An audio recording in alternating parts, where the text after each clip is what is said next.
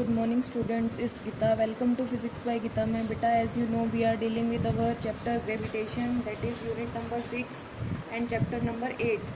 Okay, our next topic is satellite. In last class I have discussed about the gravitational potential. Okay, gravitational potential of a body हमने discuss किया था. वो क्या था? Work done in bringing a body of mass m from infinity to a given point. ठीक है, और उसको हमने ग्रेविटेशनल पोटेंशियल को P से डिनोट किया था, जिसकी वैल्यू क्या थी? -GMM/r. ठीक है, G is the gravitational constant, M was the mass of the earth and small m is the mass of the body and r is the distance जहाँ तक हमने उस बॉडी को लेके आना है. ठीक है, so our next topic is satellite. Satellite क्या होता है? It is a body which is revolving continuously in an orbit around a comparatively much larger body.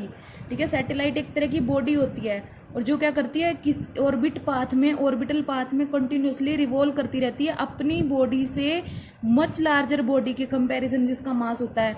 जैसे एग्जांपल है, अर्थ एक सैटेलाइट है सन का, तो जो अर्थ है वो सैटेलाइट है. अर्थ क्या कर रही है? रिवॉल्व कर रही है सन के अराउंड. तो सन क्या है? अर्थ के कंपैरिजन में सन का मास बहुत ज़्यादा है, तो अर्थ क्या हो गया? सैटेलाइट हो गया सन का. ठीक है, तो सैटेलाइट एक ऐसी बॉडी होती है विच is revolving continuously in an orbit around a much larger body. अपने कंपैरिजन से बहुत ज़्यादा मास वाली, बहुत ज़्यादा साइज वाली बॉडी के अराउंड रिवॉल्व करती है, तो उस बॉडी को बोलते हैं हम सैटेलाइट.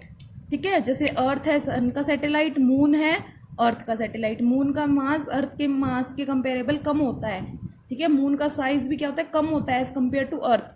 तो मून एक सैटेलाइट है अर्थ का. ठीक है, अब नेक्स्ट है ईच प्लैनेट है. कोई भी हमारे पास, हमारे यूनिवर्स में कितने प्लैनेट्स हैं? 9 प्लैनेट्स हैं. मतलब जितने भी प्लैनेट्स हैं वो क्या कर रहे हैं? सन के सैटेलाइट, एक एज ए सन के सैटेलाइट है और वो सन के अराउंड रिवॉल्व कर रहे हैं सारे के सारे प्लैनेट्स. कितने प्लैनेट्स हैं? 9. तो जो प्लैनेट्स रिवॉल्व कर रहे हैं उनके खुद के अराउंड भी कुछ और सैटेलाइट रिवॉल्व कर रहे हैं. जैसे जुपिटर है, एक प्लैनेट है.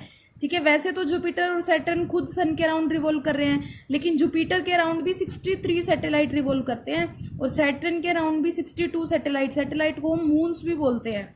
ठीक है, और ये नेचुरल सैटेलाइट्स हैं जो नेचर ने इनको प्रोवाइड किए हैं. नेचर बाय नेचर ही ऐसे हैं. ठीक है, तो सैटेलाइट क्या होती है? एक ऐसी बॉडी होती है जो ऑर्बिटल पाथ में रिवॉल्व करती है, जो अपने से मास जिसका ज़्यादा है मच लार्जर बॉडी के अराउंड रिवॉल्व करती है. ठीक है, 1957 से मैनी हैंडमेड सैटेलाइट डिस्कवर हुए हैं. ठीक है, पहले जो सैटेलाइट थे वो नेचुरल थे. 1957 से जो सैटेलाइट डिस्कवर हुए हैं, साइंटिस्ट ने किए हैं, वो क्या होते हैं? हैंडमेड सैटेलाइट, और उनको बोलते हैं हम आर्टिफिशियल सैटेलाइट. ठीक है, आर्टिफिशियल मैन मेड. जैसे सबसे पहले रसिया ने डिस्कवर किया था 4 अक्टूबर 1957 को स्पुतनिक फर्स्ट. ठीक है, और उसके बाद इंडिया का फर्स्ट हुआ था 1975 में आर्यभट्ट. उसके बाद बहुत सारे इंडिया ने डिस्कवर किए, भास्कर, रोहिणी, एप्पल, इनसेट ए, इनसेट बी, IRS एक्सेट्रा. ठीक है, ये सब सैटेलाइट है. अब बात आती है सैटेलाइट की नीड क्यों पड़ी? एक बॉडी को किसी दो हेवनली बॉडी के अराउंड ऑर्बिट में रिवॉल्व कराने की क्यों नीड पड़ी? कि जैसे अर्थ सन का सैटेलाइट है या मून अर्थ का सैटेलाइट है, तो सैटेलाइट के क्या यूजेस होते हैं? जो सैटेलाइट होते हैं हमारे, उसके क्या यूजेस होते हैं? इन communicating radio, TV and telephone signals across the oceans. जो सैटेलाइट के यूज कहाँ कहाँ होते हैं? जो कम्युनिकेटिंग सिग्नल होते हैं रेडियो टीवी में, वहाँ पे सैटेलाइट की वजह से ही हमें सिग्नल मिलते हैं, फिर हम कम्युनिकेट कर सकते हैं. ठीक है, इन फोरकास्टिंग वेदर की कंडीशन हमें मिलती रहती है सैटेलाइट को लॉन्च करने से ही. ठीक है, to in studying the upper region of atmosphere के अपर रीजन की हमें नॉलेज मिलती रहती है. ठीक है, मैंने आपको आगे डिफाइन कर रखे हैं uses of satellite. These are the important uses of satellite. तो in communicating radio, TV and telephone signals across the oceans में, इन फोरकास्टिंग वेदर कंडीशन में, in studying the upper region of atmosphere to determine the exact shape and dimensions of earth की exact shapes और dimensions को determine करने के लिए भी हम सैटेलाइट के यूजेस करते हैं. In study of cosmic rays and solar radiation, जो सोलर सन से मिलती हैं रेडिएशंस, उनकी स्टडी के लिए भी हमें और सैटेलाइट की नीड पड़ी.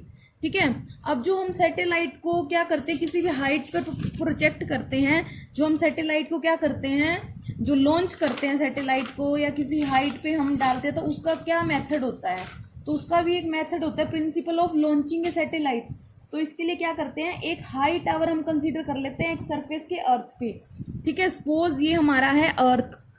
ठीक है, जिसका मास है कैपिटल एम और रेडियस है आर। ठीक है, तो अर्थ के सरफेस पे हम एक हाई टावर को कंसीडर कर लेते हैं। ठीक है, और whose height is more than height of earth atmosphere, जो उसकी अर्थ की एटमोस्फियर की हाइट है उससे भी बहुत ज्यादा है हाइट टावर की। ठीक है, तो एक बॉडी जिसको हमने टॉप ऑफ दिस टावर से प्रोजेक्ट करना है विद सम हॉरिजॉन्टल स्पीड, एक बॉडी ले लेंगे जिसको हमने प्रोजेक्ट करना है, और वही बॉडी क्या होती है, हमारा सैटेलाइट। तो बॉडी को हम ले लेंगे इस टावर के ऊपर। The body will describe A parabolic path under the effect of gravity, और बॉडी क्या करेगी, पैराबोलिक पाथ को डिस्क्राइब करेगी। अगर देखो मान लो कुछ इनिशियल हॉरिजॉन्टल स्पीड है v1, इस स्पीड से डाला हमने, बॉडी कहाँ टच कर गई, यहाँ टच कर गई। फिर इससे ज्यादा हॉरिजॉन्टल स्पीड से डाला तो बॉडी यहाँ अर्थ के सरफेस पे आ गई। इससे ज्यादा हॉरिजॉन्टल स्पीड से डालेंगे तो बॉडी सरफेस पे कहीं टच नहीं करेगी, अपना पाथ, सर्कुलर पाथ ट्रेस कर लेगी, ऑर्बिटल पाथ में मूव करेगी अराउंड द अर्थ। तो वो क्या बन जाएगा, सैटेलाइट। मीन्स अर्थ के सरफेस पे कोई बड़ा सा टावर कंसीडर कर लिया, वहां पे जाके हमने उस प्रोजेक्ट को प्रोजेक्ट करना है, तो वो पहले अगर इनिशियल स्पीड उसकी स्टार्टिंग में कम है तो वो यहाँ इस पॉइंट पे फॉल हो जाएगा सरफेस पे। थोड़ी सी और स्पीड बढ़ाएंगे फिर इस पॉइंट पे फॉल हो जाएगा, थोड़ी सी और बढ़ाएंगे फिर फॉल हो जाएगा। लेकिन एक सिचुएशन ऐसी आएगी कि इतनी स्पीड हो जाएगी कि वो अर्थ के सरफेस पे फॉल ना होके उसके अराउंड ऑर्बिटल पाथ में रिवॉल्व करने लग जाएगा।